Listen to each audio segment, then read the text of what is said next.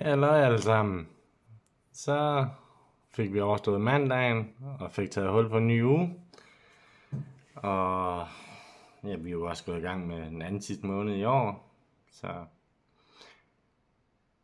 det er nok meget godt. I dag kunne jeg egentlig godt tænke mig at snakke lidt om lidt førtidspension. Og om lidt, hvordan systemet er skruet lidt sammen forkert herhjemme til folk, der egentlig rigtig gerne vil forblive på arbejdsmarkedet, men system, og nu jeg snakker ikke kun om det offentlige system, men også vores pensionsselskaber og forsikringsselskaber. De er ikke gearet til at sørge for, at folk de har lyst til at komme tilbage og bidrage med det. Tværtimod. Man tror, når man skal komme på førtidspension, at så skal man til at nyde sit otium og sit liv, og hvad ved jeg. Og jeg vil også sige, for at være helt ærlig, at det med ens indkomst er jo faktisk været god, fordi at det er jo ikke det offentlige, man sådan kæmper med mere, synes jeg ikke i hvert fald, efter jeg kom på førtidspension. Fordi så får du bare en pensionsudbetaling hver måned, og jeg har sådan set valgt det meste fra af det, jeg kunne få af ekstra hjælp, fordi det bliver for besværligt med det system derinde. Så jo mere jeg kan tage afstand for det offentlige, jo mere gør jeg det også. Og det er måske både godt og ondt, det ved jeg ikke.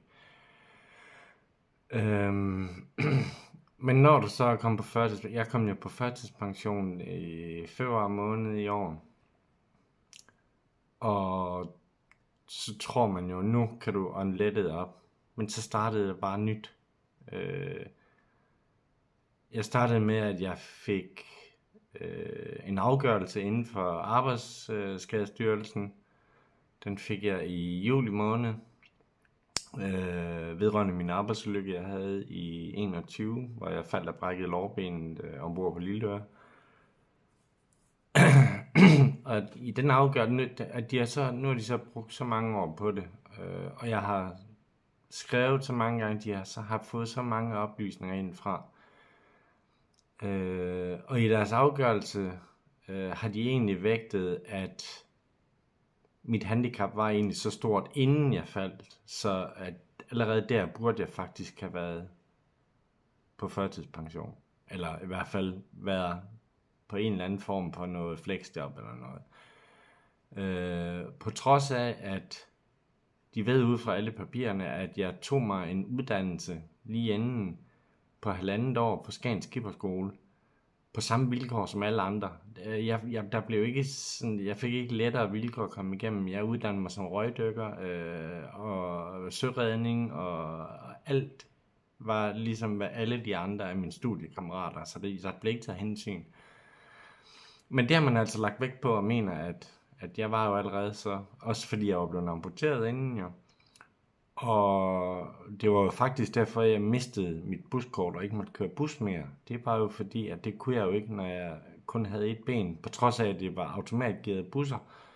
Så det var egentlig ikke nødvendigt, at jeg havde et venstre ben. Men i tilfælde af en nødsituation, skulle jeg åbenbart kunne gøre det. Jeg ved det ikke. Dansk lovgivning er det bedst. Og i deres afgørelse mener de også, at jeg har mistet mit kørekort på grund af sukkersyge. Og det er også rigtigt, at man bruger det, men jeg har haft sukkersyge al den tid, jeg har kørt bus. Så det har jo ikke været derfor.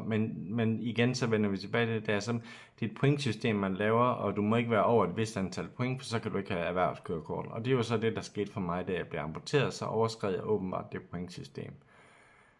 Men jeg tog en uddannelse på lige vilkår med andre i 1,5 år. Jeg var på SU i det 1,5 år, jeg gik.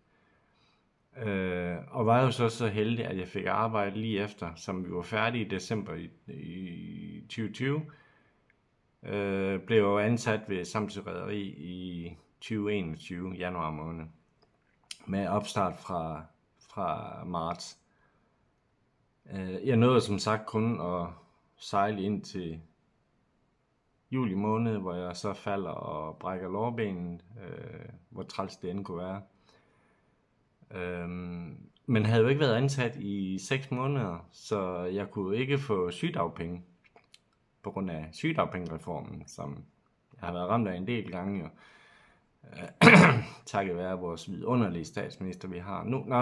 Jeg skulle ikke lade det være politik, men det kunne jeg ikke, og jeg kunne heller ikke få kontanthjælp, fordi at jeg jo som sagt var gift på det tidspunkt, og der var forsørgerpligten altså ikke. Det er jo så, hvad det var. Jeg blev så ramt der, da jeg skulle have været tilbage, blev jeg så ramt af en blodprop i hjernen, og blev akut indlagt for det. Og skulle så i gang med et helt nyt forløb af, hvad det var. Og i den tid efterfølgende, da jeg kom ned på Hammel Neurocenter til genoptræningen, så hjalp deres socialrådgiver dernede mig med, at jeg kunne så, fordi vi har jo igennem vores pensionsselskaber, har vi jo forsikringer og det, og igennem dem kunne jeg så få en udbetaling, som en løbende pensionsudbetaling, du får inden, det svarer til en høj kontanthjælp. Og det var fint. Jeg klager. Jeg får jo altid at vide, at jeg skal jo ikke klage, for jeg bor i et land, hvor jeg kan få hjælp til det ene og det andet. Og nej, jeg klager ikke. Fordi jeg ved udmærket godt, og jeg har været rejst rundt så meget i verden, at jeg ved godt, at hvis jeg havde været født i et andet land, havde jeg jo ikke fået de samme muligheder, som jeg har haft, fordi jeg var født i Danmark. Men det skal jo stadigvæk ikke frarøve os fra, at hvis du bliver ramt af noget i Danmark, så har du stadigvæk nogle rettigheder, som åbenbart er forsvundet helt, og man vil ikke gøre noget ved det. Men som sagt, jeg røg over på den der løbende pensionsudbetaling, og efterfølgende, da jeg kom hjem, og jeg røg i skilsmisse, og jeg fik det der med hjerte, hvor jeg skulle have en ballonudvidelse, fordi jeg har haft en blodprop i hjertet også, så mente man egentlig, at jeg var måske nok der, hvor at, så skulle det have været en førtids. Det var alle anbefalinger for lægen var, at jeg skulle have en førtidspension. Men så bliver jeg stædig og tænker, nej, det er sgu for tidligt, at man skal opgive. Og jeg elskede mit job ved Samsø Rederi og sejle som overstemand. Det var fantastisk. Det har været hele min barndrøm, der var gået opfyldelse der langt længe. Og jeg ringede til min chef, kaptajn på det tidspunkt, og vi fik en lang snak om det, og det var faktisk rigtig godt. De var jo villige til at gøre hvad som helst for at få mig tilbage på mine vilkår. Hvad jeg kunne tilbyde, var de jo faktisk klar til.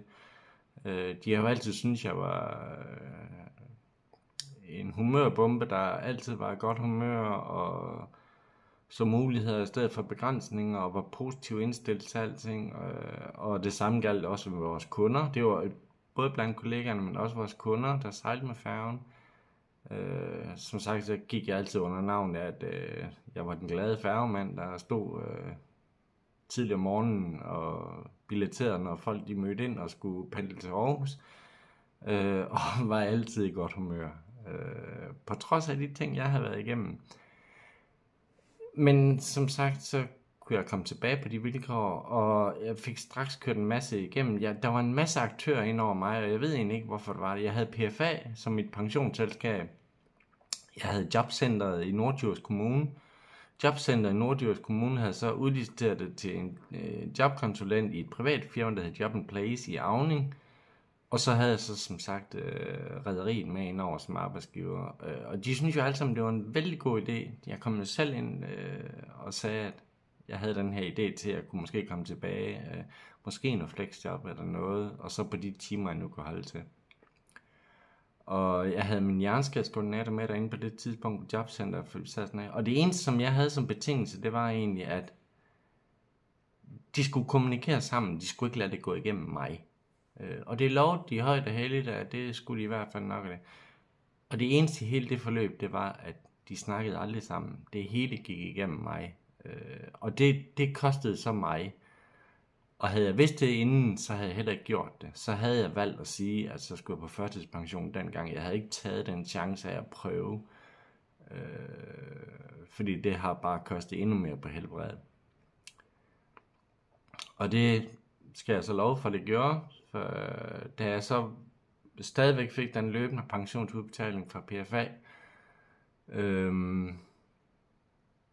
men jeg kunne ikke trække noget fra. Det kan du ikke, når du bare er på pension. Hvis du skal trække kørsel fra til arbejde eller alt muligt andet, så skal du have et lønnet arbejde.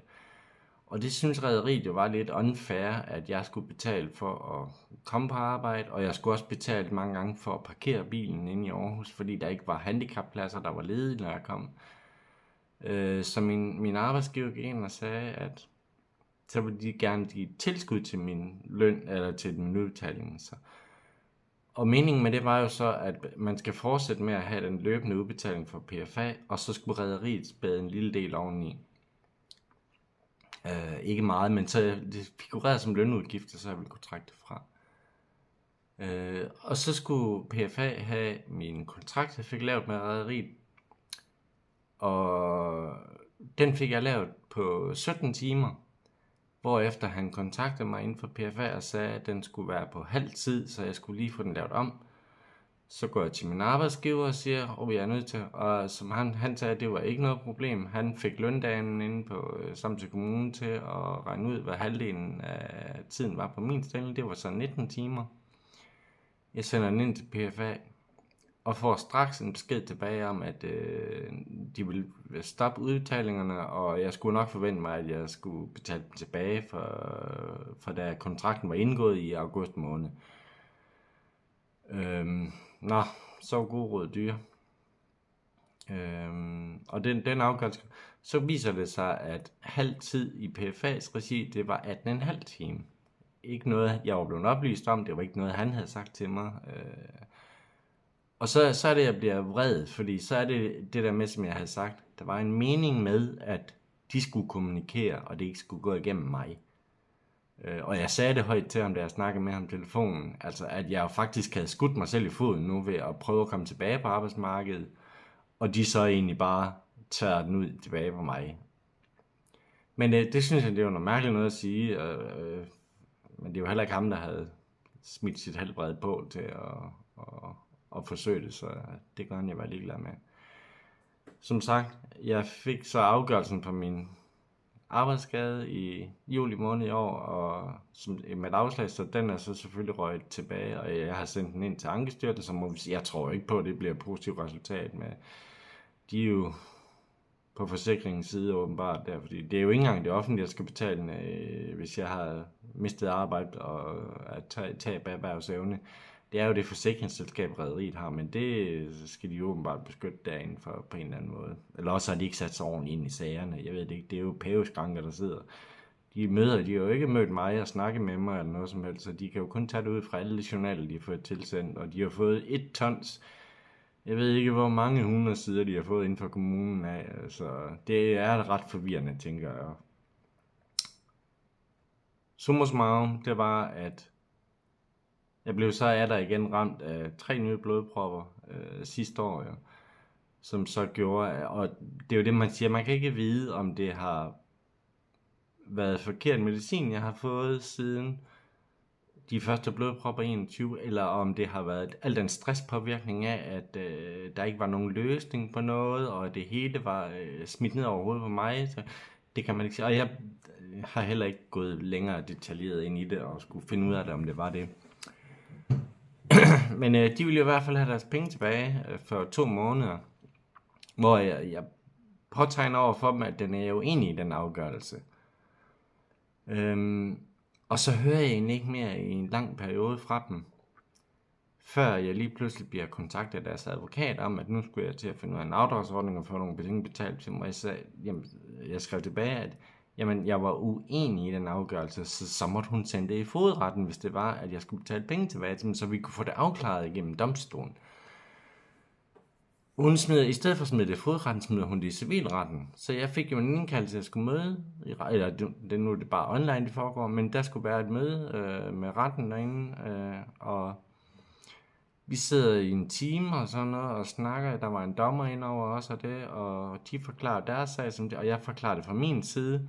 Og det eneste han kunne sige, dommeren, det var, at han synes, at jeg skulle finde nogle vidner der kunne bevidne det fra min side. Jeg skulle få rederiet ind over, jeg skulle få min jernskridskoordinator dem ind. Problemet er bare, at der er ikke nogen af dem, der arbejder der mere.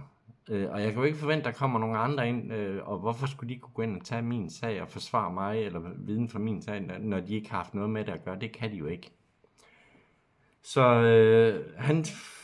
dommeren anbefalede, at jeg gik til min egen forsikring og spurgte, og så hvis jeg havde lyst til at fortsætte, eller jeg ville lave et frivilligt for mig. Jeg sagde, jeg ville da gøre krav på, at jeg ikke skulle betale de penge tilbage. Jeg ringer til mit eget forsikringsselskab. Jeg havde en lang snak med dem, så siger jeg skal indsende afgørelsen fra pensions- og forsikringen, ankenævnen. Så det har jeg da ikke fået her. Jamen, det skulle jeg da, fordi det var jo der, det må have været havnet. Så siger det er det jo ikke, det er jo bare PFA, der har sendt det direkte til mig, at jeg skulle i retten, og så var det sådan.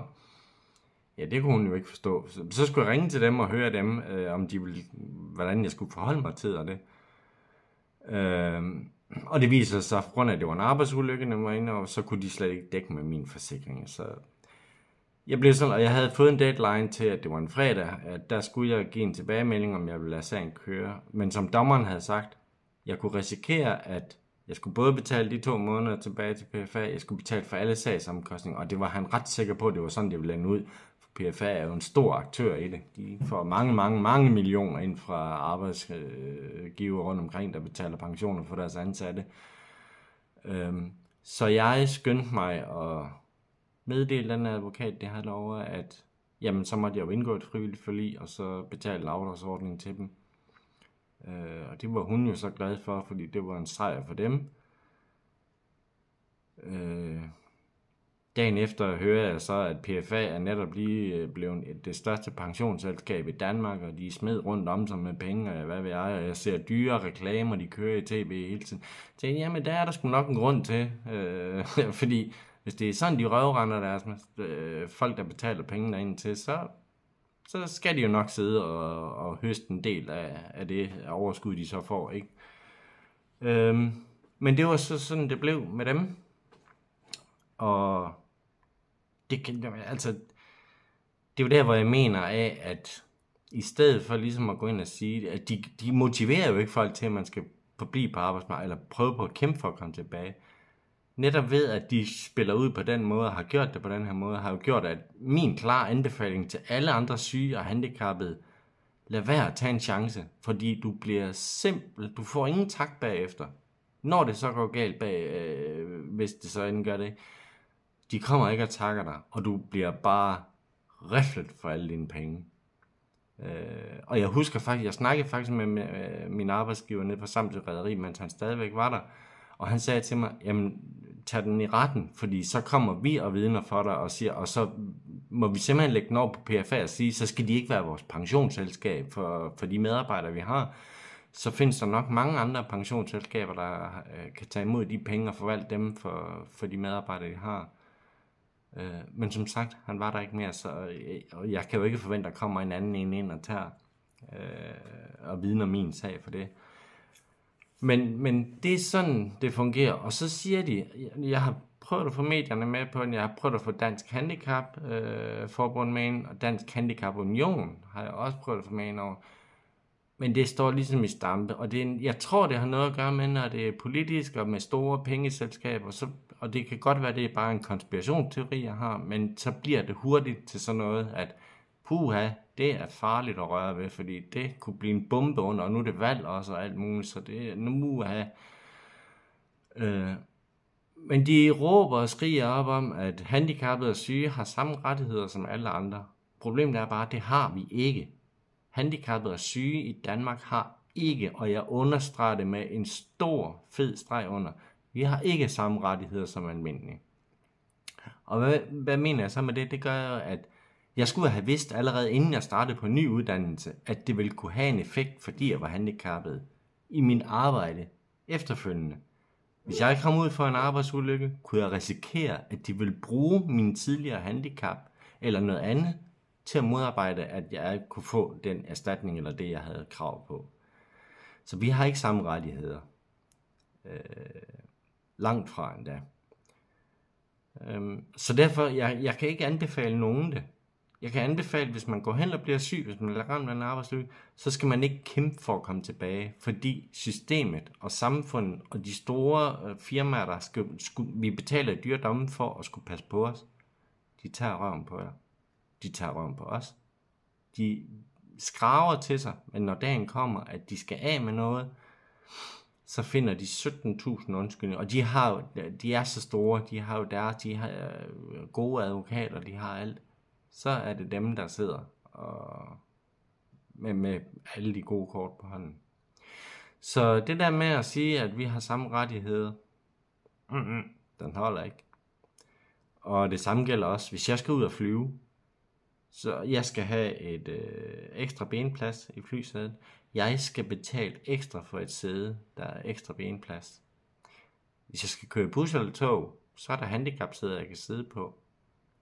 Så jeg forstår ikke, hvorfor man ikke gør det i flyene også, og siger, at hvis du er handicappet, så er der selvfølgelig en handicapplads til dig. Men nej, det skal vi selv. Så samme rettigheder? Det er løgn og latin. Og som sagt, man kan ikke få nogen med indover. Der er ingen politikere, der har lyst til at snakke om det. Der er ingen andre organisationer, der er ingen medier, der har lyst til at tage det op.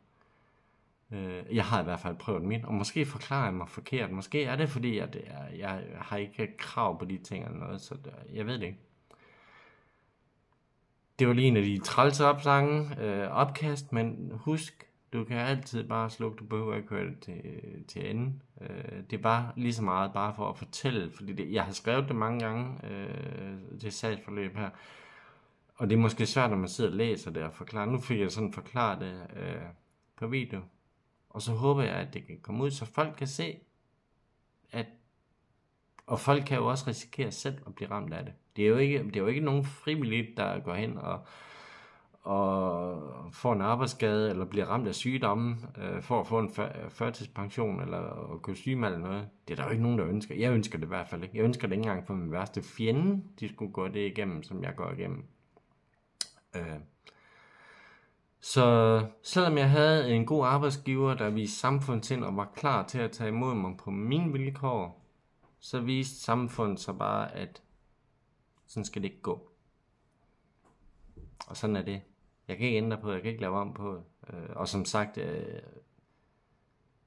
nu står jeg med en regning, jeg skal betale tilbage for 2 måneder til PFA, fordi det er stadfæstet igennem retten, og jeg har jo kraftigt skrevet under på det også. Plus at ens arbejdsskadesag har trukket så langt i langdrag nu, eller ude i langdrag nu, at og alligevel så kommer det min afgørelse for at bruge min sukkersyge og min benamputation, og jeg sågar også min blodpropper i hjernen og sådan noget der. Altså, på trods af, at jeg havde en effektivitet på 100%, før at jeg blev ramt af den arbejdsskade. Da jeg kom tilbage, var min samme arbejdsgiver der og kunne vurdere, at jeg var helt nede på omkring 70% i effektivitet. Og man skal have 15% for at det kan blive anerkendt som en erstatning for tab af erhvervsevnen. Og jeg indvilder i at sige, jamen selvfølgelig min benamputation har der, min blodpropper i hjernen har der også haft en del ind, men jeg holder stadigvæk på, at de 15%, det er i hvert fald min arbejdsulykke, der har gjort det. Men der er nogen, der har en anden holdning. Det er jo penge, og det er ikke godt. Skulle nyde eller nogen få en glæde ud af de ting, som man har kæmpet imod og har betalt sin skat hele sit liv. Nej, ikke i Danmark. Og som jeg siger, jeg kan jo ikke være utaknemmelig. Jeg bor i et land som Danmark. Jeg har da trods alt så meget hjælp, som jeg får med alt andet. Havde jeg været født i et andet land, så tror jeg da ikke, jeg har haft de samme rettigheder og hjælp. Så. Men med det vil jeg så bare sige, have en fantastisk aften. Og husk, som jeg altid siger, pas nu godt på jer selv. Pas på hinanden. Og så ses vi jo bare lige pludselig igen. Hej. Så er jeg allerede tilbage igen. Det er jo frygteligt, som jeg glemmer at sige en masse ting, når jeg sidder og lærer med sådan en video. Jeg skal måske til at skrive det op, så jeg kan huske det, fordi Det, som jeg egentlig lige vil pointere med, som jeg fortalte før, det var, at det med de 17 timer, først på den første kontrakt, og så havde jeg fået den der til 19, og de sagde 18,5, det vil sige, det er en halv time om ugen, de går ind og beregner det fra, at de mener, at jeg har arbejdet for meget. Og det gør faktisk, at man så mener, at så havde jeg også været, eller så kunne jeg godt betjene et normalt arbejde på normal tid. Det er det, man har gået ind og sagt. Og det, som jeg vil sige med, og som jeg fortalte med, at jeg havde en effektivitet på 100% før min arbejdsulykke, og den var nede på 70%, som så er 30% mindre. Det skal der til at siges, det var ikke, jeg ved godt, jeg ved godt, jeg har papir på, jeg er hjerneskadet, men det var altså ikke derfor, jeg sejlede hurtigfærge, og har sejlet hurtigfærge. Der skal du altså være, men vi sejler under samme kategorier som piloter, flyver fly, ikke mentalt, så det var ikke hjernen, der var problemet, det var fysikken, når jeg gik rundt og skulle lave det praktiske arbejde ombord, som så, som sagt, satte mig ned i effektiviteten. Det var bare lige for at få den med på også, sådan, så I ikke sidder og tænker alt muligt andet. Altså. Og undskyld endnu en gang, at jeg så bliver ved med at hænge her og fortælle. Så jeg skal nok huske næste gang at lave en liste, jeg sidder, så jeg kan huske at få alle tingene med i hele videoen, jeg laver en gang, så der ikke skal komme efterfølger på efterfølger. Bare fordi jeg godt kan lide jer, så jeg vil så gerne vende tilbage til jer hele tiden. Ikke fordi jeg synes, det må være hyggeligt for jer skal sidde og høre på mig, men jeg vil så gerne fortælle de ting, jeg har været igennem, og hvordan man bliver behandlet, så andre måske også kunne få lidt glæde af det.